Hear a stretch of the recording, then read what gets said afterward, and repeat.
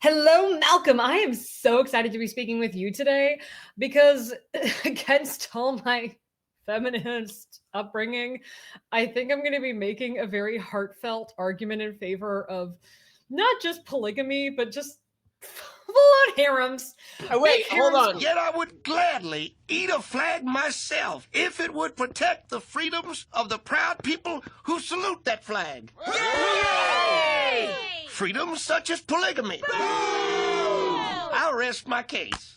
Great Simone, again. please, am I allowed additional wives? Are you saying you're going to take sister wives?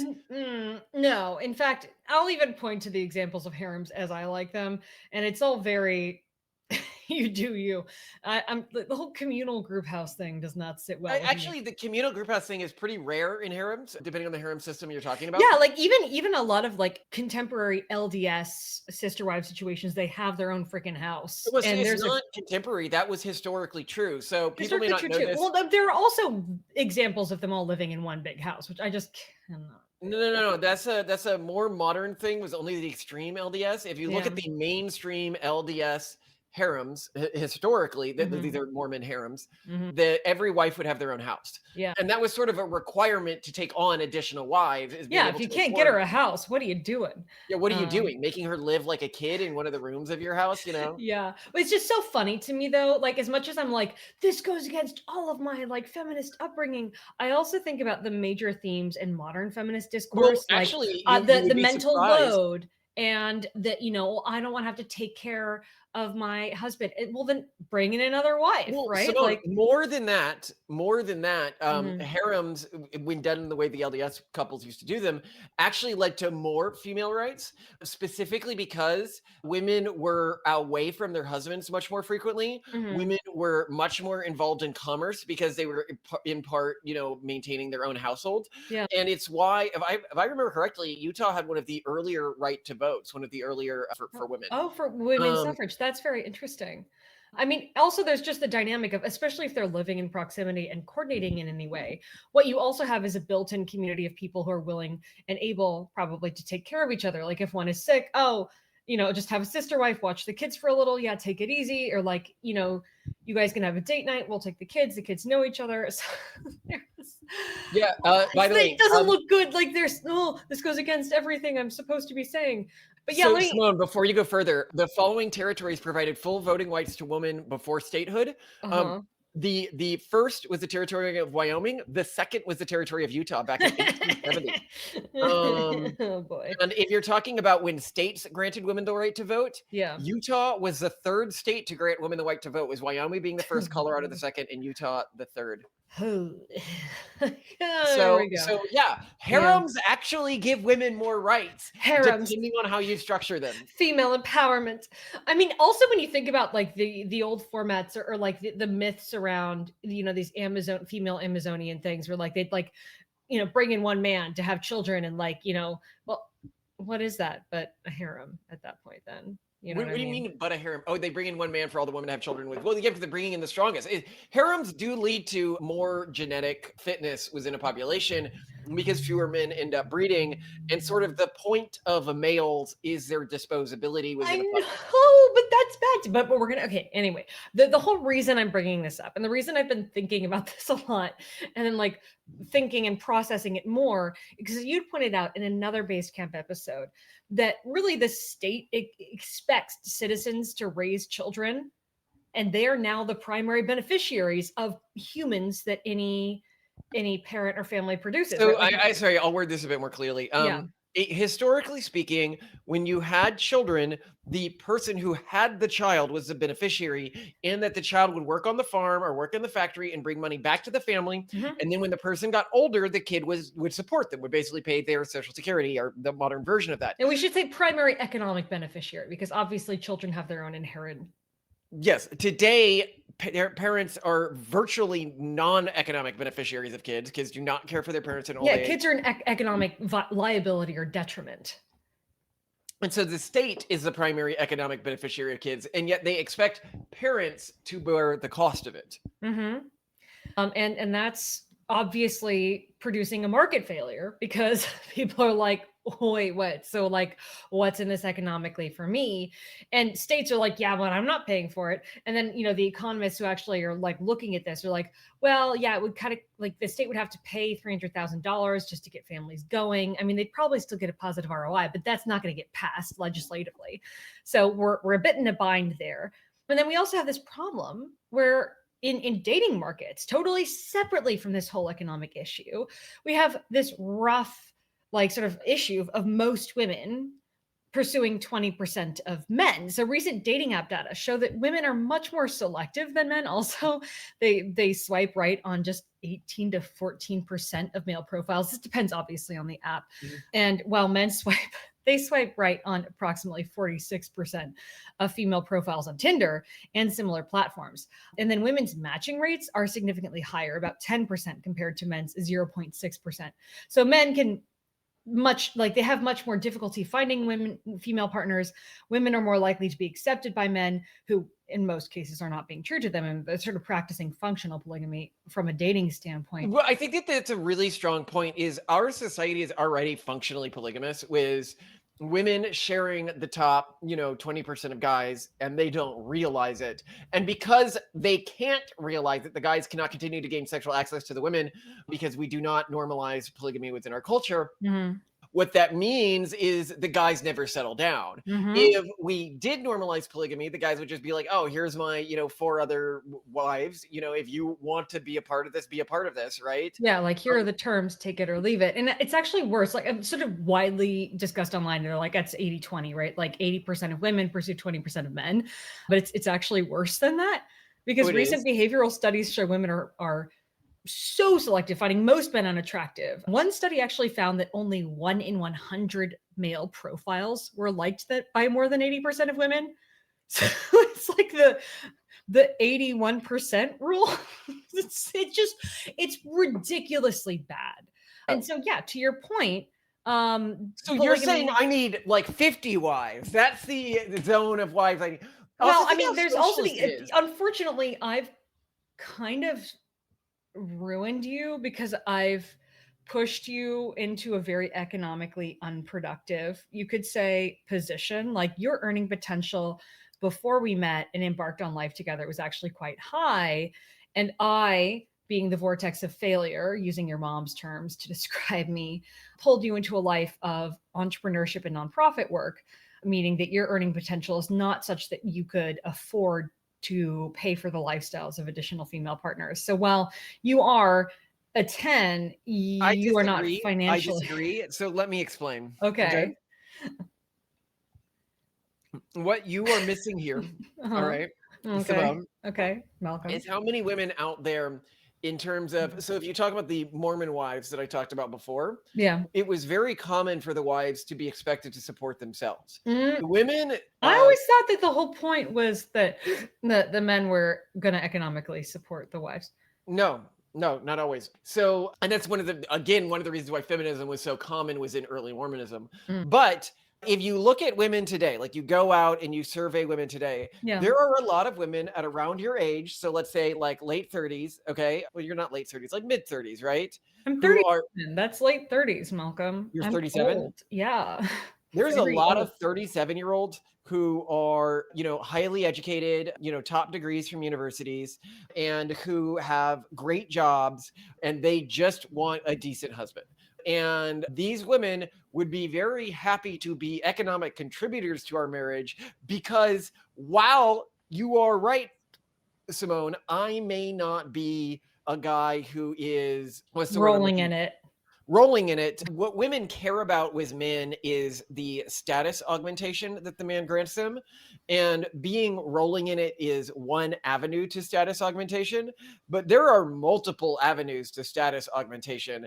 And I pretty much check every other box, much more than the rolling in it box. Yeah, As I would say more women just want to get their bag, and I'll go into it if you let me go on. I no, mean, no, I no, think no. the larger issue is that women are going to have a harder and harder time You're getting them not at thinking all straight. going forward. So, Simone, what you are forgetting, and I will reiterate the type of woman again, okay? Hmm. It is the type of woman that is actually having the hardest time securing a long-term partner in Right. our No, that society. so economically productive, already like career successful, educated women in their late 30s obviously are playing a very different game. I'm Yeah, referring more. that's the group of. So, can I take on a woman in this class if she is an economic contributor to our marriage? That is Well, legally you can't until there's reform in the United States, and I'm going to go over what, what we could so be we looking at you're here. gonna help me campaign for additional wives. Uh, I will go to great lengths to avoid interaction with more people, so you're on your own with this one. But I'm just saying there's reason for it. So let's go through. I mean, one thing, just like the dynamics of why polygamy, or actually better yet, harems are a kind of a good answer from a nation's perspective, a country's perspective, on like how to deal with fertility collapse. One is we have more billionaires than ever now. The billionaire class is rising. So we have this group of people who can super afford to pay for harems. Meanwhile, we have a lot of people who are increasingly not able to get jobs and increasingly desperate and keen to have someone just pay for their lifestyle. And also, a lot of people, especially women, want to, well, men too, if they could, want to be kept women. And you can see that, especially because, we predict that AI is going to disproportionately wipe out female jobs, right? I mean, we have talked about this multiple times. We're certainly not the only people out there who are saying this, because they are disproportionately represented in that middle management managerial class in bureaucracies. It's going to be just totally wiped out by AI. And I could actually, there have been a bunch of layoffs at Salesforce and at some other really big tech companies. And women are just posting in mass on social media about being laid off and not being able to get jobs, and just being like, Wow. I don't know what to do now. Like, I can just give you clip after clip after clip of this. And so not only are more women going to be like, well, I actually can't get a job, I'm probably just going to get married, because they know that's an option for them. But already, even before all this happened, we saw a bunch of websites, platforms, etc., for women who wanted to be kept women. We had the stay-at-home girlfriend trend on TikTok. We have sugar daddy websites. We have seeking.com. We have OnlyFans. Sugar Talk is really big. Sugar Talk is basically just like, Think about the economic distributive effects of this, right? So if you wanted to split generational wealth as much as possible, you just need to have wealthy men have tons and tons of kids. If yeah, Elon's having like 1,000 kids and he's splitting his wealth between them, it redistributes. yeah, It's much better than trickle down economics. right. This And if is, we kept poor guys from having any wives at all, then we don't have to worry about poor children. That's the I mean, we don't want poor children. And also, the state, as dependency ratio cascades play out, is going to be increasingly unable to support those children, which really worries me, right? Like, I want children to be taken care of. I would also I'm say taking that, the other stance on this. So I want to fight for a different type of I think it's better for society the way that I'm fighting for this. So you want to fight for Muslim style harems. I want to fight for Mormon style harems. And I think Muslim style no, I harems. never, you're not even letting me talk, dude. You said you want more taken women. This is totally different. I didn't say I want more kept women. You haven't even let me propose my solution Okay. yet. Well, I'm just getting into the backgrounds here. I'm give your building my side. argument. I'm giving background. So I just want to point out that this is beyond just like the drivers for this and the interest in it, that functional polygamy, or really more like functional harems, have been a sort of natural solution to these bottleneck periods of scarcity in human history for a very long time. And we've brought this up before, but anthropological surveys have found that over 80% of the world's traditional societies allowed for polygamous marriage, even though most marriages were monogamous, because basically it has always been the case Hold that on the a most second. wealthy. Let's just give some historical foundation. First off, anthropologists have found that basically over 80% of the world's traditional societies allowed polygamous marriage. However, most marriages were monogamous in terms of numeracy. And that's just because in any sort of natural sorting system, the most resourced dudes are going to have a lot of female partners because they have the resources. But then there was also this period in history, we've mentioned this in other podcasts, about 5,000 to 7,000 years ago, following the advent and intensification of agriculture and the rise of patrilineal societies, when a dramatically lower percentage of men reproduce compared to women. So we know this because genetic data indicate that for 17 women who passed on their genes, only one man did so at the This is same only during the time. early agricultural period, by the way. Yeah, this is called the Y chromosome bottleneck. Basically, 94% of women reproduced versus only 6% of men, though other synthesis suggest maybe less extreme ratios, but still at least like 4 to 5 women for every one man. And the bottleneck didn't result, again, like Malcolm said, from mass death. It was due to the increased variance in male reproductive success due to social stratification and polygamy and new forms of basically wealth that resulted from the advent of agriculture, more people living in urban environments. So many men were biologically present, but they left no descendants. And it could be that we're entering another one of those situations where like a lot of men are going to be biologically present, but due to a vast disparity in resources, which we constantly point to with AI, that AI is going to cause a huge wealth divide. We're getting there. And to say that we're getting there is kind of silly because like harems functionally exist already. I mean, between kind of serial polygamy that we have in the United States, both in marriage and in dating, where you basically have a fairly small pool of men who either have like multiple wives in succession. So they're not sleep like with multiple women at the same time, but they're, maybe they have like multiple kids from several different marriages, or just men who are dating a lot of women all at once on modern dating apps. So that's happening functionally in the United States. And then there are just really interesting arrangements. I'm not sure how familiar you are with this, but like in China, there are entire villages dedicated to housing kept mistresses. They're called like about this. mistress villages. Yeah, like have you heard of Honggang Village? Huanggang Village in Shenzhen is widely recognized as a wealthy village, and it used to be famously known as the Mistress Village. Back in the day, the village was full of beautiful women.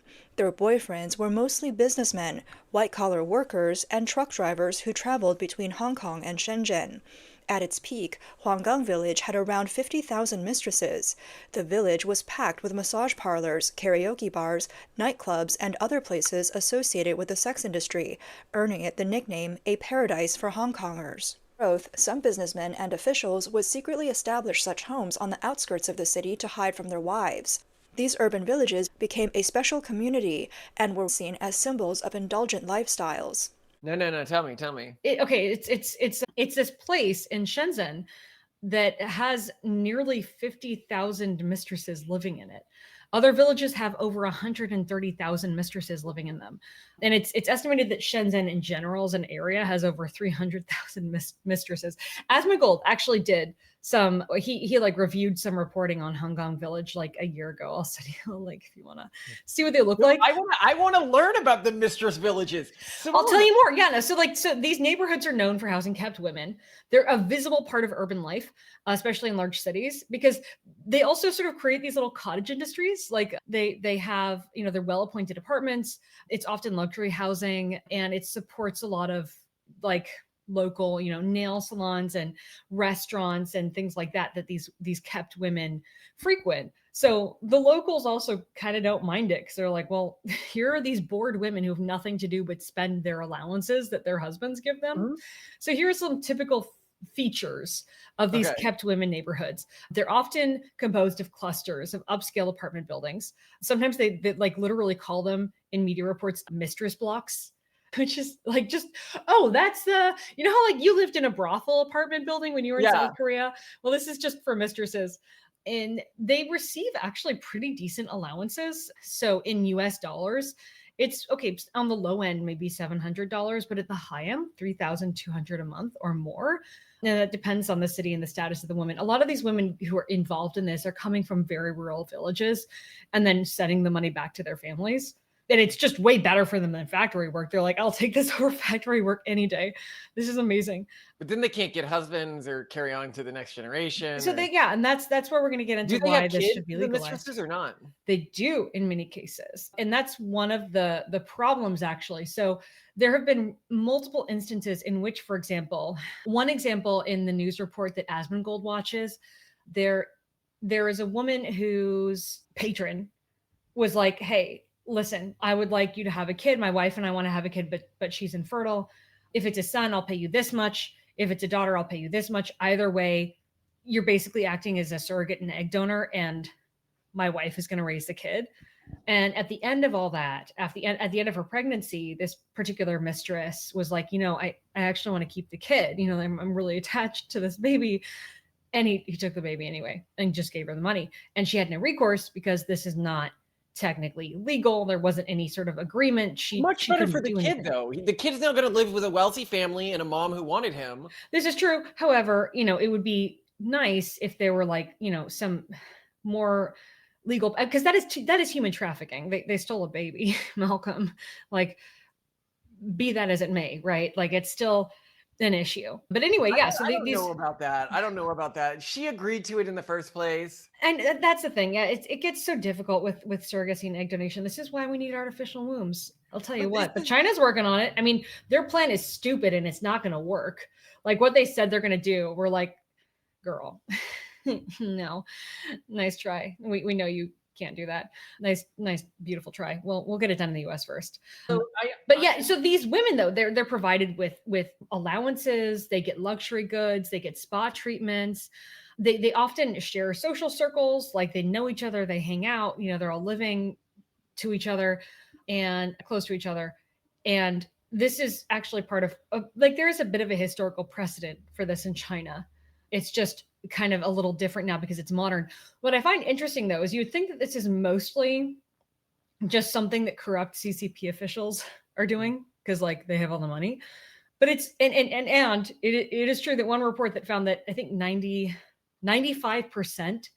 of CCP officials investigated for corruption were found to have mistresses like this. So it's rampant in the CCP. However, also businessmen do this, truckers do it. They're doing it a little bit less than before because economic hard times, etc. But this isn't necessarily a thing that only certain types of men were doing. But my point is there are multiple types of harem you can do, and I disagree with this style of harem. I think the better style of harem is the Mormon style. And I can also read about this if you want to hear a bit about. In polygamous families, wives often lived in separate dwellings or shared spaces managing their own households. This setup fostered autonomy as husbands divided time and resources among multiple wives. Women frequently contributed to the family economy through domestic production, such as weaving, sewing, or gardening, which would generate income. For instance, some wives ran small businesses like boarding houses or midwifery service to supplement household needs. Plural marriage sometimes enabled women access to educational and vocational training that they otherwise would not have gotten, as well as support from co-wives in starting businesses. So you basically go into a network where the goal is that you are economically productive with the support of a wider system. And you are, while you're subordinate to the man, you're not subordinate to the man 24/7. You're more like in an economic ecosystem. Well, and you also, I mean, in general, from a marriage standpoint, we're really supportive, of marriages or families in general that have supportive communities. And here you have a sort of at least a cluster of women who are theoretically able to help each other out. Definitionally top wives and stuff like that. Like it's not like the wife and then the mistress, because that's what you see. So right now, where this is mostly in instances or formats where this is practiced, and typically it's illegal, is you get a much less productive version of this. You basically get the sugar baby. Like in Russia, they're called Sodorzanka. That's the term for a woman who's materially supported by a wealthier partner. In Kazakhstan and in other Muslim majority countries, there's this role of the toko, like an unofficial wife who's kind of in a wife role, but typically in separate housing or apartments arranged by the male sponsor. Sugar babies exist in Western places, and there's a ton of there are sort of concentrated sugar baby communities in Los Angeles, London, New York, Miami. Dubai is another hotspot, but these are primarily people who are not having kids. They're not working, so they're not economically productive. They're not supporting each other. And you're right, that. And also they don't have any rights. So then they get old, they get ugly or whatever. They get more dumpy and they get traded in for a new model. And then they're screwed. So absolutely no one benefits from that. And I think that's kind of where things are going now But But if that we created a legal but they don't framework for have to be. The this, point I'm making is if yeah, you actually look at the economic situation of women in the United States today, you're probably better off going for the Mormon situation. 100. No, I Where you agree. I agree. So being a kept woman, a stay-at-home girlfriend, or whatever, is dangerous. Whereas going into some kind of like Mormon harem situation, Mormon sister wife situation, you are more economically secure. You are more supported in parenting. You're more likely to have kids at all, and which is great because that matters to a lot of people. And also, having kids is, we think, pretty awesome. I'm with you on this. I would legalize it within the context, also just like focusing on child rearing and lasting commitment instead of just like, you're my temporary mistress, I'm going to switch you out. No, I Um, completely agree. I mean, I think like if I was going to take on a second wife, who I would likely target is like a widow who already had kids already. I think would be really because one, they're already raising kids, so they're not making as much a sacrifice to come into another family. It's very hard for them to find a partner if you're a widow who already has kids, mhm. and they're often pretty dedicated people. Or a New York girl who wasted her youth in a city, building up her career and now realizes nobody at her level of education or public prominence is willing to settle down with her. So if any of our fans fall into one of these Oh categories, my God. Simone is making this video to let you know I'm that trying applications are to 100% intellectually engage open it. as It long doesn't. as you live in a separate house. Okay, we have a second house attached to ours that we are happy to rent you. So especially if you take care of childcare duties during the day, you just let us know. So do reach out. Look at what Simone got herself into with This this. is what I get. I mean, our listeners reward us for engaging intellectually with things that are spicy that we might not necessarily be comfortable with. But now I feel like I'm I really love starting this to eat my words. 1,000-yard stare. You're Oh, gonna God. stare. Well, okay. Just bring it back. Let's just finish.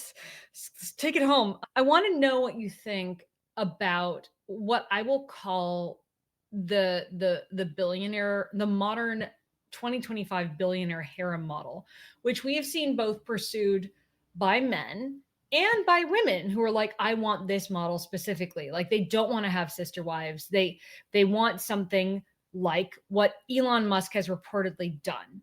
So, as you know, Elon Musk has reportedly proposed financial arrangements with women to raise children that are genetically his.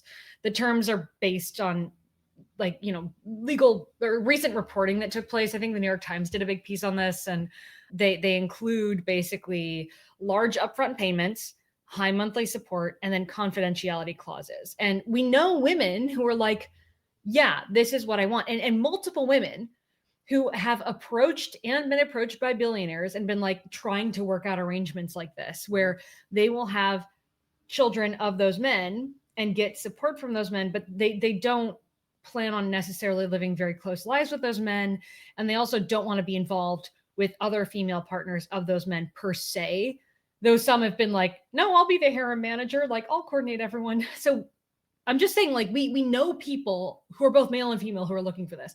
But what reportedly Elon Musk has offered is that women get as high as a $15 million upfront payment if they agree to keep their child with Musk a secret from the public. And this is the case in all of the billionaire things. Like there are many for every Elon Musk, because he's a very transparent person. There's like a ton of private In the billionaires book, doing by this. the way, I was just thinking this is the irony of this. This is talked about in the book, by the way, right? That his harem manager is a Mormon guy. No, that's in the New York Times reporting. Okay, so that's public Yeah, information. his like legal Yeah. fixer is yeah, ironically or not ironically, I don't know, just poetically a But I Mormon find guy. it so ironic because today you always imagine this like poor saddled Mormon guy who doesn't want to be involved I in know he's like, controversies. oh, like don't make Having to me manage these women. I'm a monogamous modern But I Mormon know man. I mean, Elon Musk like bought a ranch with like a bunch of houses, and he was He wanted all the close to wives. Austin, actually close to our friends who I'm not going to name, but whose house we had dinner with them, and Oh they yeah, were yeah, like, bought right next to we're them. pretty sure he bought a compound right next to our house. Lo and behold, they were right. But That was his. here's the thing, Simone. The Yeah. wives haven't moved to this compound, and Oh no, reportedly some have spent some time there, but let's but just what go through I want everything he's for offering. my other wives Oh boy. is Yeah. I've Okay. Let's already just go got back to detached your. compounds. I've got nearby houses. Look, you guys, we can make this economically work, okay? Simone is laying this out here. I didn't make this argument. She Don't says make me regret this, Malcolm. you say this is needed for. Do you agree that you like my genes and you like my kids? I love your genes and I love Okay, your so kids. if there were more kids, would that not be strictly better? If you had a better economic situation to do more embryo You just want to transfers? punish me for taking a good faith stab at this, don't you? No. And hold on, Simone, because we have so many embryos stored, many of these women might be out of childbearing age, but they'd have embryos they could use. So I will reiterate the fact that I do everything in my life to avoid people. and you get this house all to yourself, Simone. This is everything. You see, I'm glad you. No, but I want you to because you're talking about the sister wife format. I'm talking about the 2025 billionaire format, which is really like I don't like the 2025 billionaire format. Let's go through more of it though. So like it's not just the 15 million up to 15 million upfront payment if you keep it confidential. Some proposals have included $100,000 per month in payments, also up to 2.5 million in support, plus annual payments of 500,000 even when disputes over paternity are unresolved. He does require paternity tests, but you also paternity test every kid that we have. And like, yeah, I do paternity tests. People wonder, like, we do implantations, but there could be a mistake. Yeah. It's foolish not to do paternity tests. And in fact, I would say that this should be in every man's, like, just in a relationship, women can get pregnant through random things. Like there's been women who got pregnant without ever having sex before. Did you hear about this one? Well, and there's all the cases of fertility clinics. Yeah, just no. fraud. But this one I found interesting was the woman who was stabbed by a knife, I think, that had semen on it, and it went into. That is horrifying. Did not know about that. Yeah. No thanks. Well, anyway, though, yeah, I think functionally, we're already seeing a lot of it. We're seeing it mostly in unproductive formats, meaning that this is women who are being used and discarded, rendered sort of economically disempowered and childless, and men kind of wasting years and money, both of their own time and of other women's valuable time. When instead, if governments were going to embrace this, they could help to address the issue of like them not being willing to pay for kids to get raised and having the ability to sort of with a little legislative shift to make that a little more doable. Mm-hmm. I do think, however, we would need to address the needs of the guys who are not reproducing, the ones who are left over. However, we've come to a point in human history where there are more options for them than ever before. We have the AI girlfriends. We also could, I think, like in a world where this would make sense, is also a world in which governments not only legalize this broadly, but also allow for the creation of more charter cities and communities that are strictly monogamous, that are like, no, we're super not cool with this and we're not going to do it. And they can go, like, men who are super not okay with this or who feel like they're going to be left over can go to those communities and like figure out what they're going to do there. By the way, I've also pointed out that I remember we have another episode on how Romans brought monogamy to Judaism. And how monogamous does the Bible actually claim you need to be in a marriage? Like, are you allowed to take additional wives? Uh-huh. And if you go back to that video, it's pretty interesting. The Bible actually doesn't make it that explicit.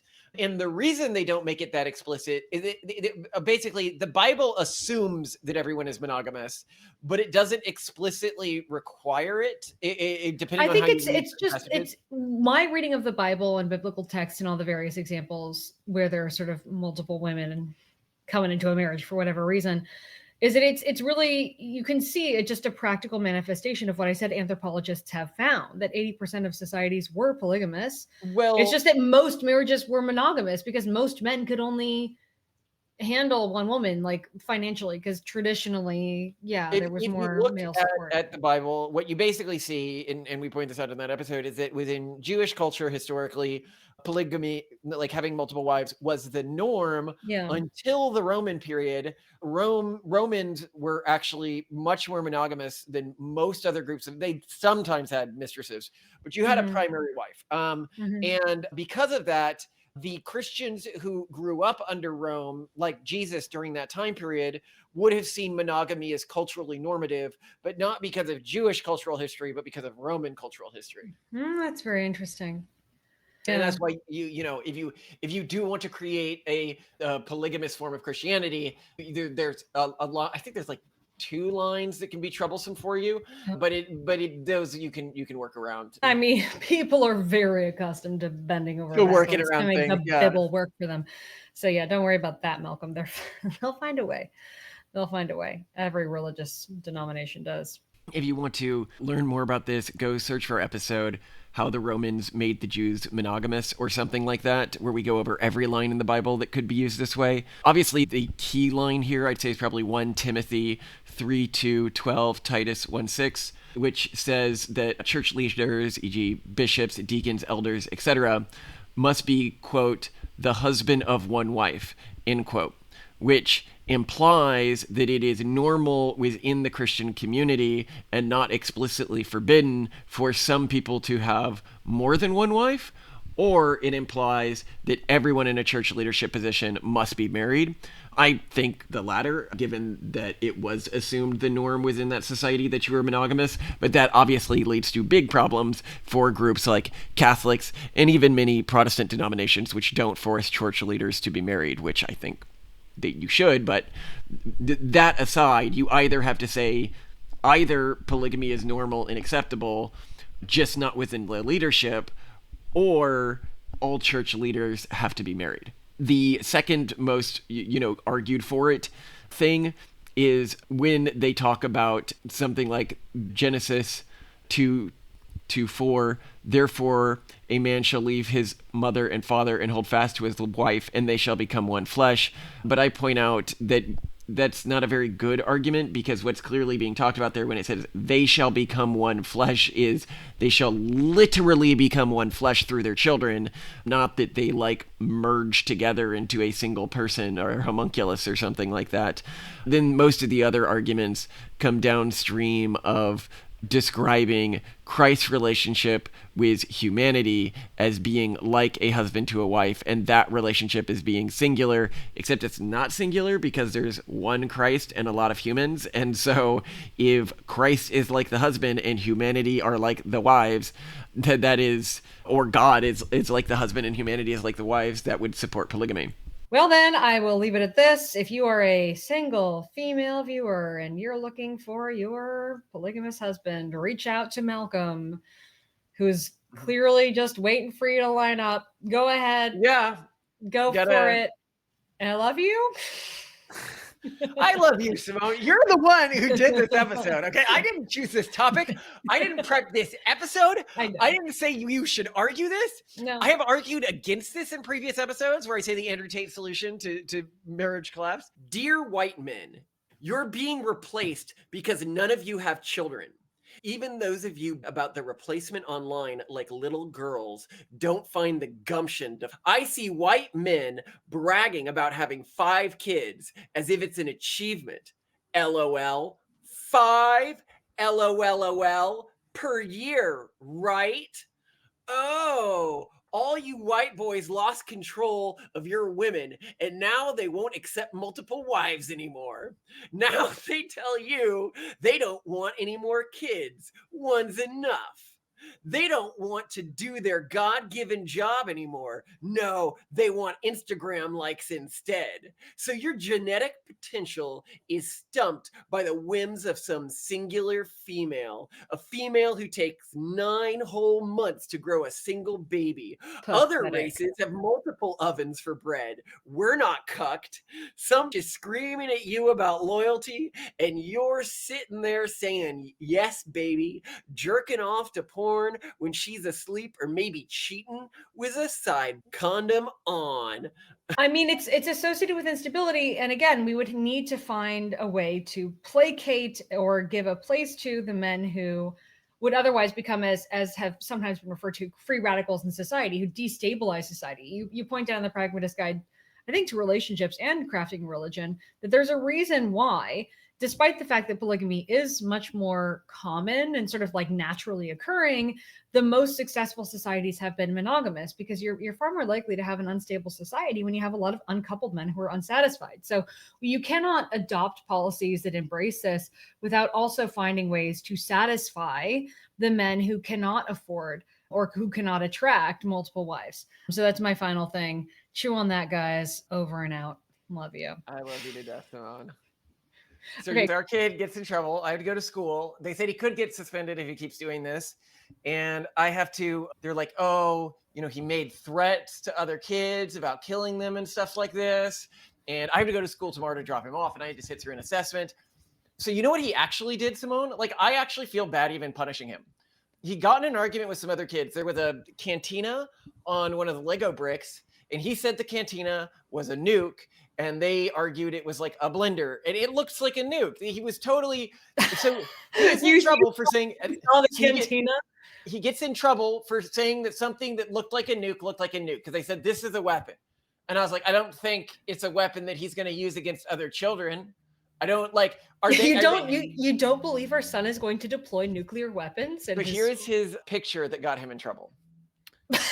There's a heart, though. Isn't that a heart? In this picture, he said this guy is dead. He looks. This guy has a knife right here. He's in rough shape, Malcolm. And he cut out his heart, and he's hiding his gun in the heart. And this guy, the first time he told the story was Mommy, and the second time it was John Wick. And so this guy right here, this guy is lying to him, hiding his gun. And then if the police come and try to get him for killing the guy, he's going to try to shoot the police. Now, you will notice here, one, I couldn't help but laugh because I thought it was a pretty good story. Jesus. I was like, that's a creative chain of events, right? But one, okay, Simone, first, I was like, wait, so how did he threaten one of his classmates? And they said it was a threat for Octavian to say that this person would shoot at the police if they tried to arrest him for murder. When he did murder. And you're like, he's just telling a cohesive narrative. I know. I was like, no, actually, what did he like? I'm like, this is going to be very confusing to Octavian. Because you're bringing him into this room, and I need to explain to him that he's in trouble because at school, you have to pretend like people don't die and people don't get murdered and guns don't exist and knives don't exist and anything that could conceivably be used to harm somebody else doesn't exist. You know what? Like, unfortunately, I think we need to just cut out the AMVs that celebrate criminality. You know, his favorite AMV. His favorite is about a criminal girl. Minecraft one about some criminal girl who's psycho. And every time he comes into my room in the morning before he needs to get dressed, and he's like, Mommy, will you play that one for me? And I'm like, listen, I'll play it, but I want to tell you something. She's going to get in trouble. She's going to get arrested. She's going to get shot. Like he's like, oh, but she got away. And I'm like, yeah, she got away this time. She's eventually going to get shot and or arrested. And she's going to have a terrible outcome. And he's not getting that part. No, I don't think any of this is bad. And that's one of the things that's really clear. I'm yeah, like, look. But he's watching media that glorifies criminality. And okay, I'm not. Simone, no. Let's take a step effing back here, okay? It's a stupid AMV anyway. There are much better AMVs in this world. You look historically, Simone, what games were kids his age playing? They were playing Cowboys and Indians. Yeah, and there was balance, okay? They were playing Cowboys and Indians. They were playing cops and robbers. In his drawing, there was balance. There was bad guys and there was good guys, okay? No, he's clearly on the side of the bad guys. Simone. And I'm 100% Sith. Like I'm all about like, and we're very dark side, right? But like, no. I think this is bad. I think it is 100% bad to cave to this. I'm not saying we cave to it. I'm saying it's even worse than all that because then I asked him, I understand how to code switch. That is how old does he have to be before he's allowed to draw somebody being hurt? Like he's never going to be able. And this is the schools are like when I was a kid. in like middle school, you know, I'd play like StarCraft and Age of Empires, and I doodle like Roman soldiers fighting and stuff like that. And they're saying he's never going to be able to doodle two soldiers fighting. That's And correct. you talk about a system that's How can you rigged be against shocked? men. This is American public schools. He asked for this, by the way. He doesn't really want to be there anymore. When he He asked for a little bit, but a little bit. a little bit. But you know, as soon as he can read, we got to get him out of there because this is really toxic. And I point out Malcolm, it's not like they're going to teach him how to read. You know, we're the only ones who are going to teach him so how to read. They talk about was in their system. They're like, well, you know, it was all the school shootings, you know, it was all the kid unalivings. And here I am in my head, and I don't, you know, argue with them. I'm like, you are aware that all of these things increased in correlation with these sorts of restrictions, right? That the rate of kid unaliving was incredibly low back when kids were able to fight with wooden swords and play cops and robber and do what boys do, which is doodle Roman soldiers fighting each other and people falling into traps and stuff like that. Yeah, and duke it out. It's true.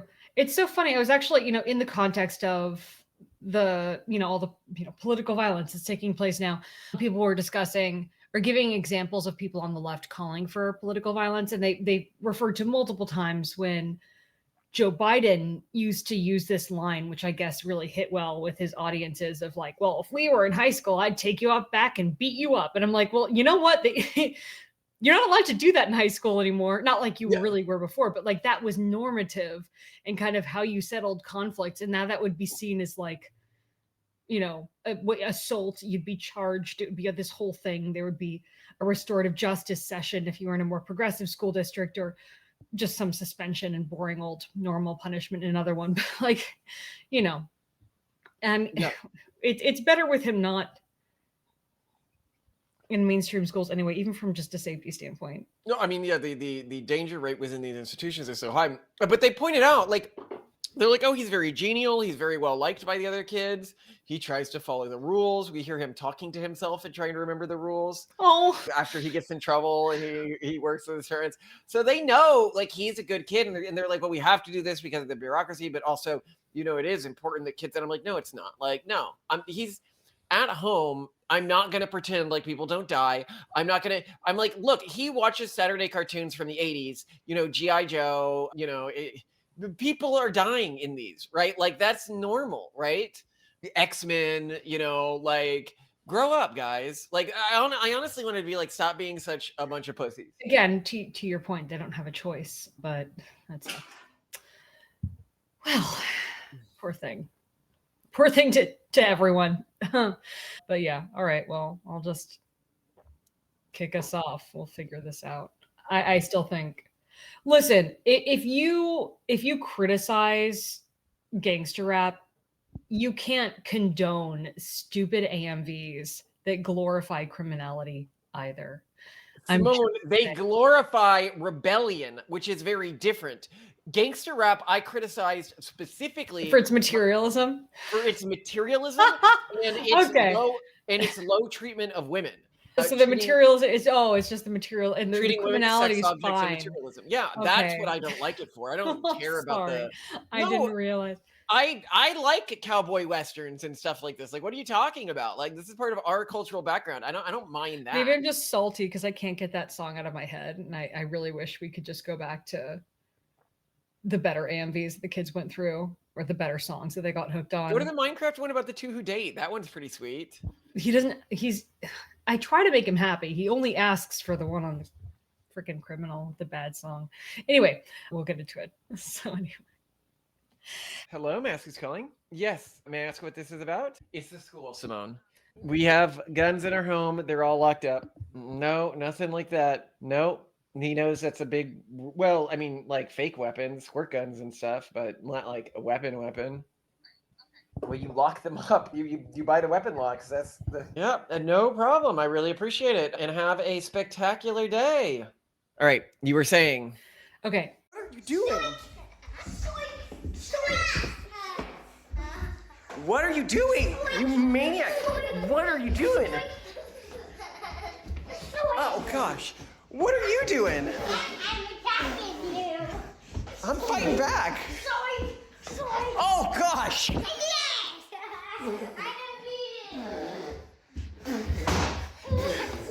It's like a pack of wild animals. Get away! Get away! Ow! Oh!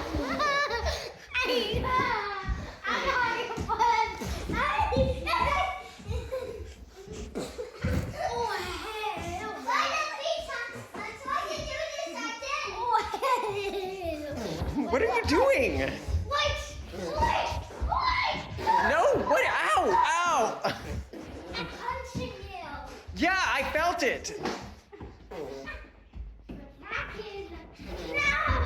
It's a race. It's okay. Oh.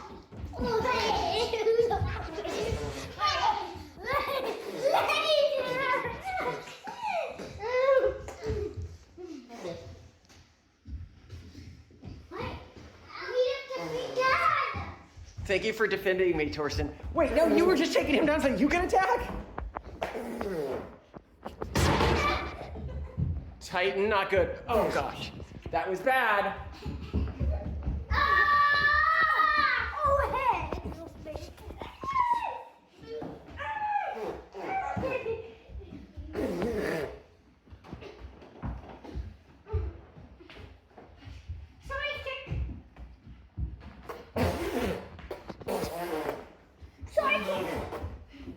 Where did you learn to fight like this? Because I am the master. Hey, what's the rule with fighting? Can you fight at home? Yes. Can you fight at school? No. Yes. Ow! Ow!